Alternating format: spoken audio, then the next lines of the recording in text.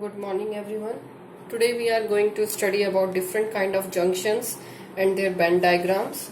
So we'll start with we have today junctions and their Venn diagrams. So we will start with PN junction. Okay. So our first junction is PN junction. What is a PN junction? Basically, we are going to study about that. So PN junction is a junction between a p-type and n-type semiconductor, and it can be grown by solidifying a single crystal of germanium. Like how chemically we grow it, we just do not make a junction by combining two semiconductors.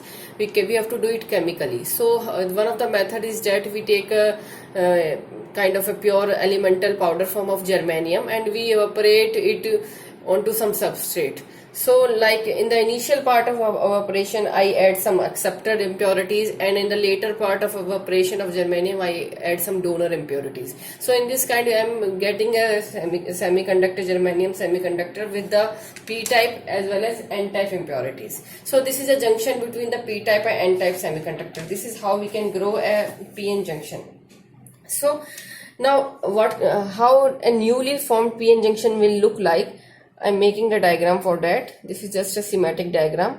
So a newly formed PN junction is like this. Suppose this is a P region and this is a N region. So in P side, since it is a p-type semiconductor, this region, so it will have free holes, and each free hole will have a negative charge ion associated with it. Okay, and on the N side we will be having a large number of electrons, that is negative charges. That will be the free charges, and each free negative charge will have a positive ion site attached to it. So this is the case. So the free ions I am showing by the like this. On P side we have holes as the free ions, so I am marking it like this. So holes are the free ions this side, and on the N side we have electrons as the free ions, so I am marking it like this. Okay, these are the electrons, these are the free ions on the N, free charge carriers, not the ions on the N side. Now each free ion has this is a positive hole. So on the P side this hole is a free charge carrier, and with it has a negative ion site attached to it to make it stable. Okay, it has a negative ion charge attached to it. Now this negative ion site, this is immobile. Only the holes are free carriers, they are mobile, but this negative ion site is immobile. Similarly, in the case of electrons, we have a positive ion site attached to each of the electron to give it a neutrality, to give it a stability. Okay, and again this positive ion sites are immobile. Only the electrons are the free charge carriers, then they can move. So this is the situation in a newly made PN junction. We can call it as a newly made PN junction. Okay. Now how a PN junction is formed?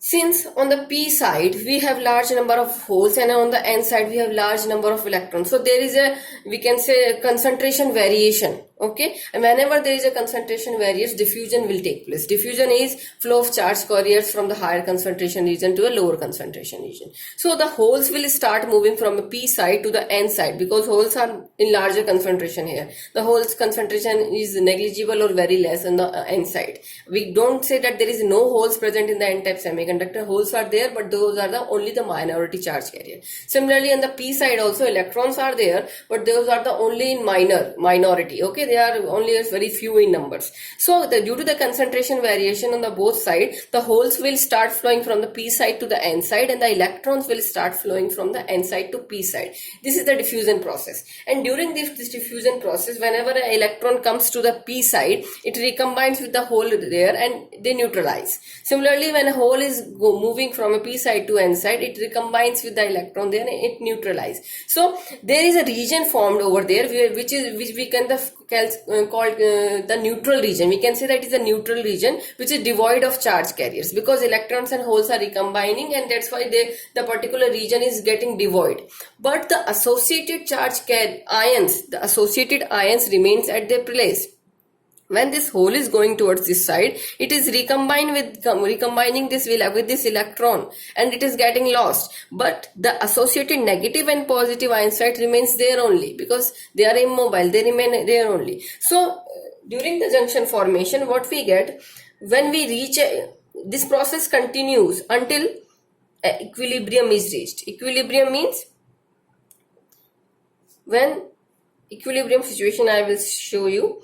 The situation is like this, something. We get a region in between like this. Okay. In this region, now since its positive ion has already gone to the N side, this is N side and this is P side. So we only have negative ions remaining over. These are the immobile ions of the P side. Similarly, on the N side, these are the immobile ions, because electrons and holes have already got neutralized. This particular region, we call it as a junction region.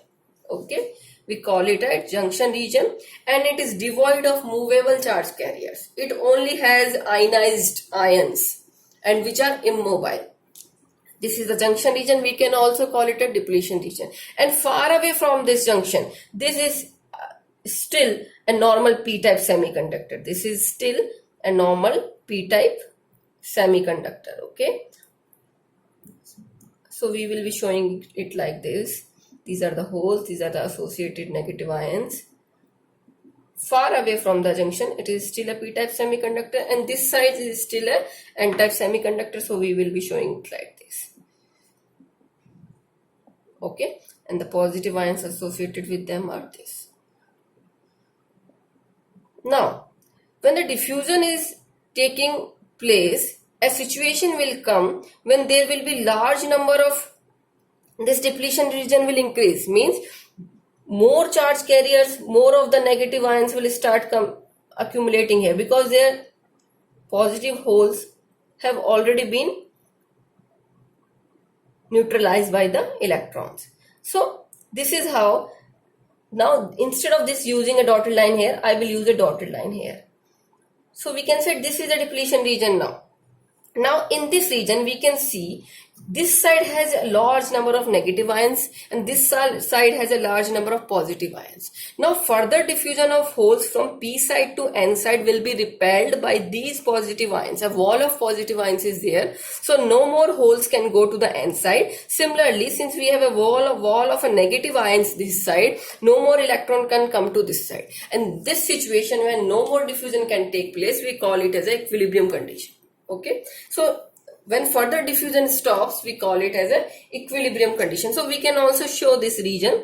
If we delete this sign, this is the final depletion region.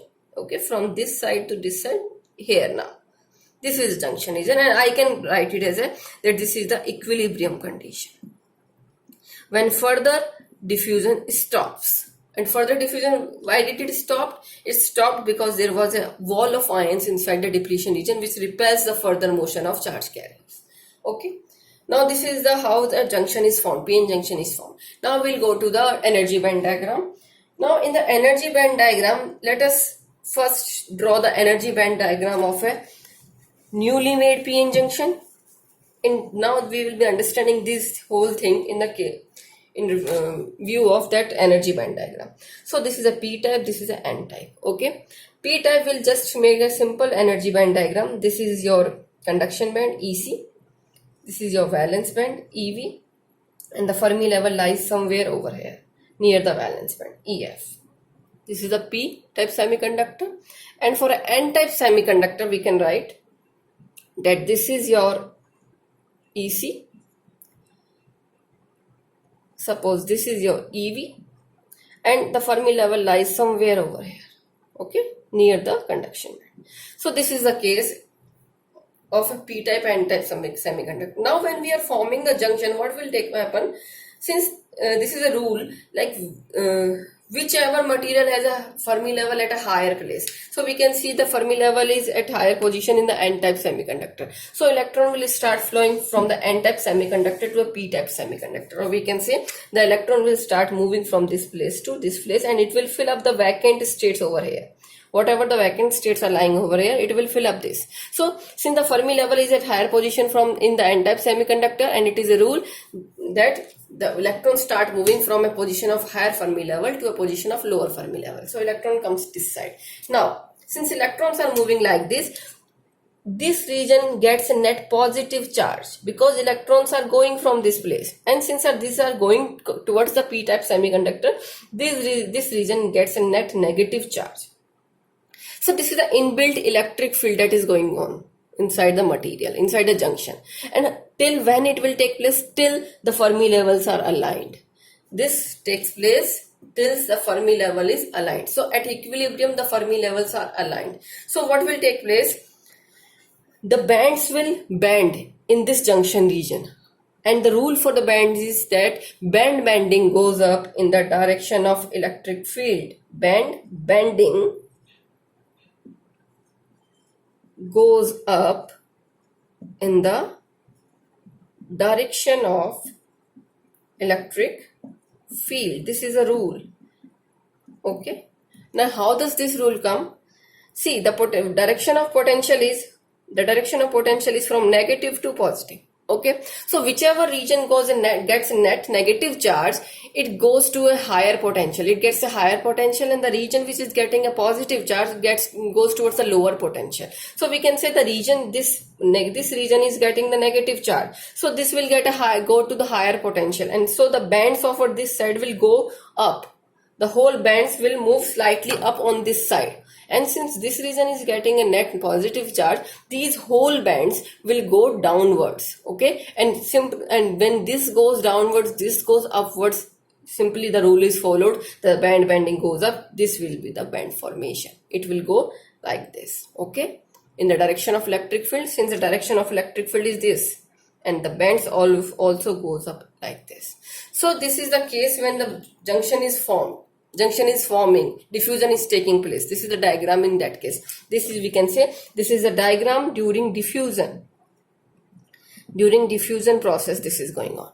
Now at the time of equilibrium is reached, what will happen? The Fermi levels will align, and for that I am going to make a diagram now. So now for equilibrium, now I am making a diagram for equilibrium. The first rule for equilibrium is that the Fermi level must be aligned. So what we are going to do, this is the conduction band EC. This is the conduction band of the p-type. Since this is p-type and this is n-type. Now you have to make a lower conductor. You have to do like this.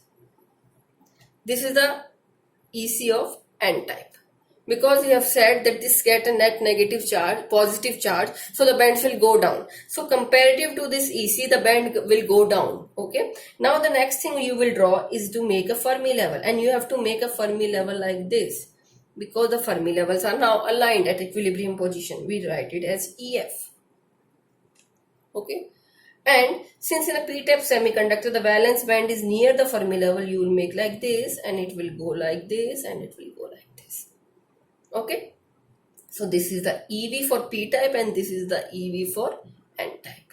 And this region where these bands are bending, this region is actually your junction region, where this depletion region we can call it, where this charge formation is, electric field is set up, all these things are going on. Okay, so we can say this region is that we have the net positive charge, we have the net negative charge. This is like this. Okay, and direction of electric field is this, direction of voltage is this V naught, I can say this is the internal potential of the junction at equilibrium. This is the internal potential, because negative to positive, this is direction, internal potential of the junction, and this is the electric field, internal electric field of the junction. So this is the band diagram for a normal PN junction at equilibrium position. Okay, now since we are talking about the equilibrium position, this is an n-type semiconductor. For simplicity, let me write ECN, ECP, EVN here, because this is for n-type and this is for p-type. So EVP. Since Fermi level is at the same position, we need not to differentiate it EFN or EFP, because this lies at the same position. Now based on this energy band diagram, we will be finding out the current. Okay, that what is the current at the equilibrium position. what is the direction. Okay, so for that, first we have to see, since the bands on the p side are at higher position, okay, we can see the bands of the p side are at higher position, and p side type semiconductor has few electrons. So I said that the electrons are there, but they are in minority, so they may be having few electrons over here, and these few electrons, suppose we are having few electrons, these few electrons can easily go downwards to this n type semiconductor because they are at higher energy. Okay, but if we are talking about an n-type semiconductor, in an n-type semiconductor there are large number of electrons, because it is an n-type semiconductor, it has excess electrons, there are large number of electrons over here. But for these electrons, if they want to go towards the p side, they have to climb this energy barrier. They have to climb the energy barrier. This is the energy barrier they have to climb to go towards the p side. So they cannot easily go from n side to p side, but they can easily come from p side to n side because these are at the higher energy. Okay, so now we are going to find out the current that we are getting by the electrons moving from p to n side, and that we are going to find from n to p side. Now we are going to find out two values of current. Okay. Okay. So first we are going to find out when the electron, this is the first case, when electron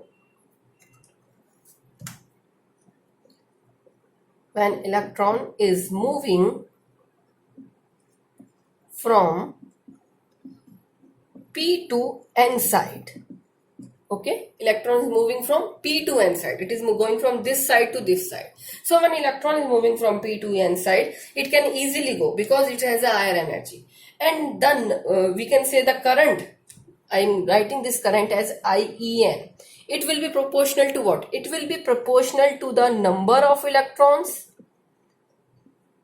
on p side, and it will be proportional to the probability factor, because it will depend what is the probability of going there, probability factor also. So the current IEN not as IEN, IEP, because we are talking about the current electron going from p to n. So I will be writing as IEP. I is for current, and since electrons are moving from p to n, so I am writing IEP. Okay, so it depends on the number of electrons on the p side, and it depends on the probability factor. So we can write that IEP is equal to what? Proportionality factor, let me take it 1, so I am using this symbol. So number of electrons, what is the number of electrons when we take out as we already knew through a derivation that number of electrons in conduction band is given by Nc e to the power EF minus EC by kBT. This is the number of electrons in the conduction band.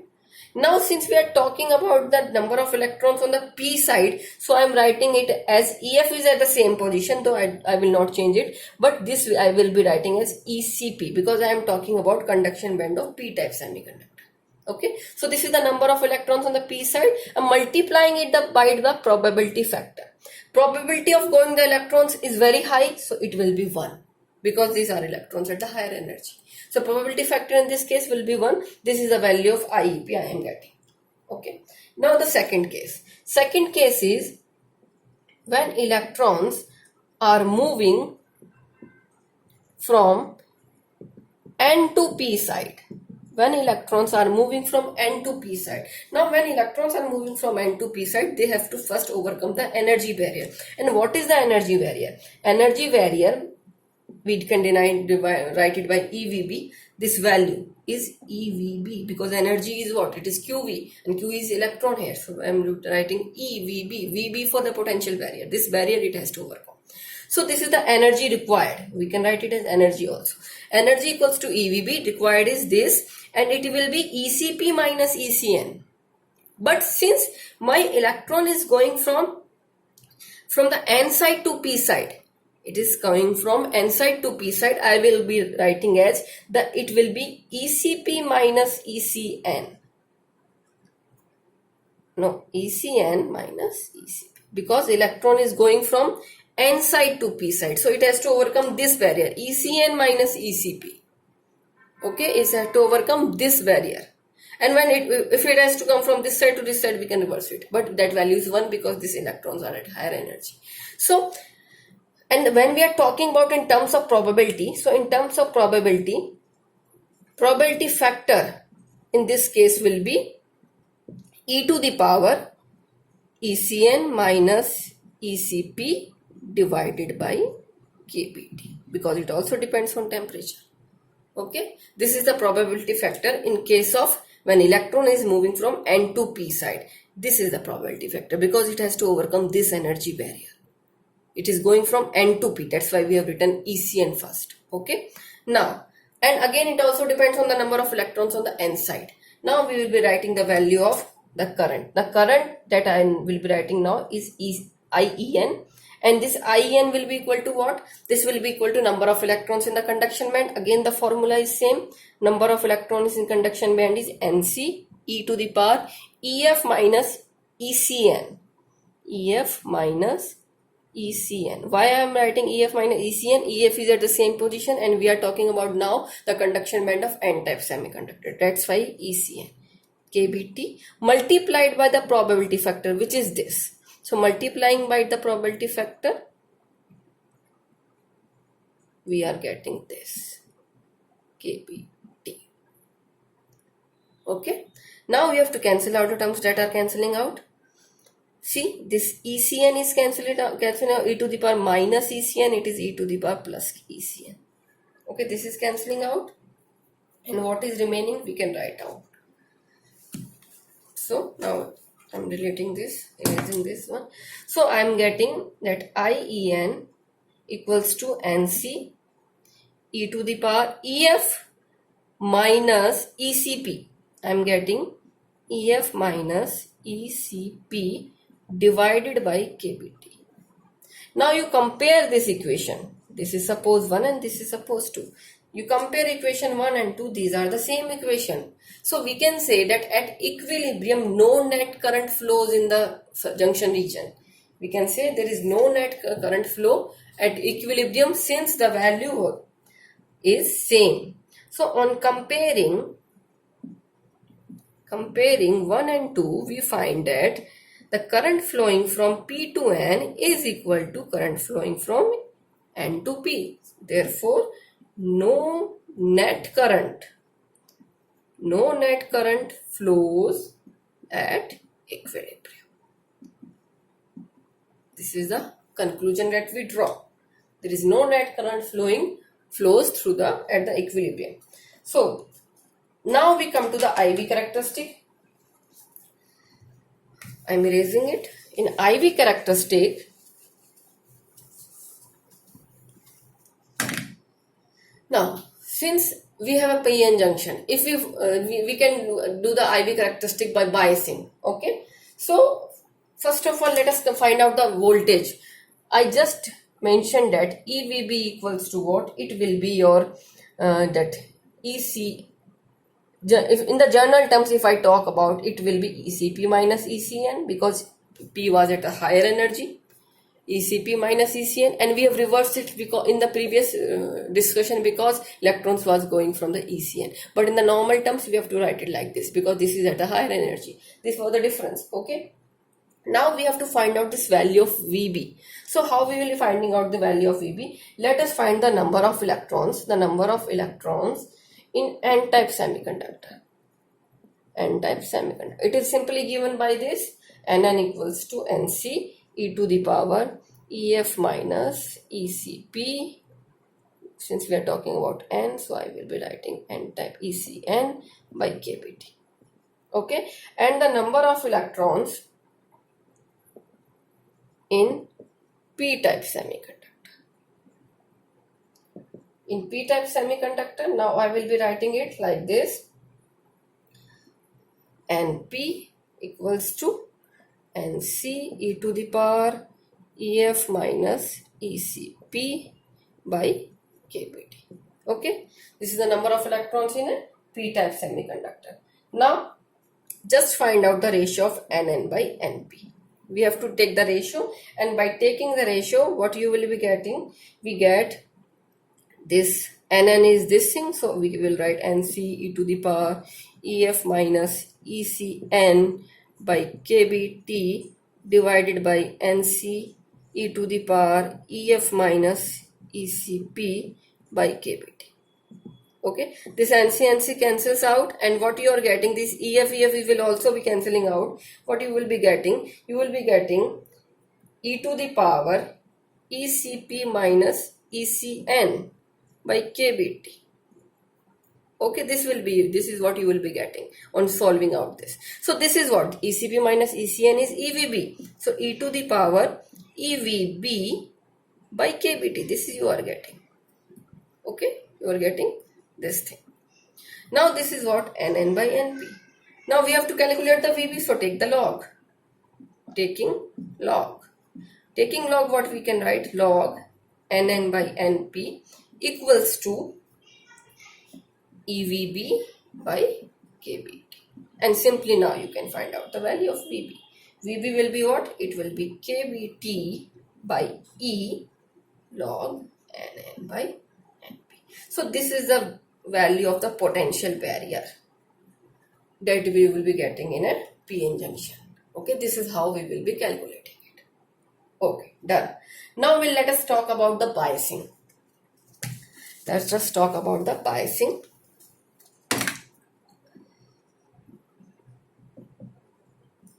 In biasing, first we will talk about the forward biasing. In a forward biasing, what you will be doing, you will be just, since let us, this is a PN junction, this is P, this is N, you will be simply connecting P side to the positive terminal and N side to the negative terminal. This is the biasing over here. Okay, now while forming the energy band diagram, you have to remember one thing, that since we know that this side get a net, what this side was getting, this was getting net negative charge, and this was getting a net positive charge. If we talk about this side was getting a net positive charge in the junction region. Okay, so in forward biasing, what happens, the internal potential is this, negative to positive, and the potential that you are applying is this, negative to positive. So we can say this is V0 and this is V.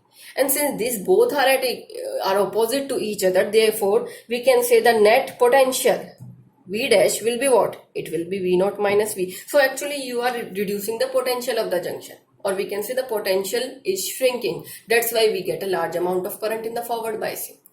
Okay, the potential, the depletion region, or we can say the potential barrier is shrinking in this case.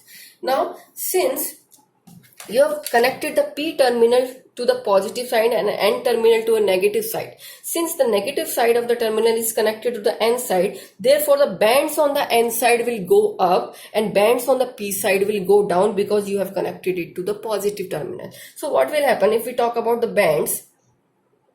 We have to make it like this now. We have to make it like this. You have to lower down this band, and you have to do this band to upper side, because you have connected the N tap to a negative terminal, and terminal which is connected to negative side get the higher potential. So this is the EC in this case, and this is the corresponding Fermi level, and this is suppose the valence band. Okay, this is EF, and the bands will go up like this now. Okay, the bands will go up like this now in a forward biasing. So this is EC in the case of, this is P side, this is N side, and the Fermi level is somewhere here, EF, and this will be EV. So how the bands are going, these are going like this, because you have connected this side to the negative terminal. So negative side goes higher, gets at higher potential, the bands will go up, and the terminal you are the side you are connecting to a P, like positive terminal, will go toward the lower potential. So now electrons can easily, since N side has a large number of free electrons, this is an N-type semiconductor, they can easily flow out and they can easily come here, because these have got to a higher energy now. So that's why in a forward bias you got a large amount of current. You got a large amount of current. Okay. Now come to the reverse biasing. In reverse biasing case, what happened? We just do the reverse thing. In the reverse biasing, In the reverse biasing, since this is your semiconductor, and this is P side, this is N side, you connect it to the negative terminal and you connect this side to the positive terminal. This is the side and this side is the net negative charge, this is net positive charge. So in this case the potential direction is this, V naught is this, internal potential is also this, and the external potential is also this. So since both are adding up, so we can say the net potential in this case is what? Net potential is V naught plus V, because both are in the same direction. So the potential barrier widens up in this case. It widens up in this case. So since this widens up, so there is less amount of current, less current, because the potential barrier has widened up. So in reverse bias, that's why we are getting a less amount of current. And when we are talking about in the case of a energy band diagram, we can write it like this. Since now P side is at the negative terminal, so you have to make this bands will go up. So the bands will go up on this side and bands will go down on this side, because N side is connected to the positive terminal, and the bands will go like this. Okay, it will go like this. Now the Fermi level here is this side in the P side, and this is N side. The Fermi level is this side. EC, EF, EV, similarly EF and EV, EC. So this is how the bands will form. Okay, now since this P type are at higher energy and there are only few electrons, so even if the current flows down, you get a very few amount of current, because the holes are here more. In the P type semiconductor, holes are the majority charge carriers, so that's why few electrons flow up, so less current. Okay, this is how you will be drawing the energy band diagram in forward and the reverse case. Okay, that's all. Thank you.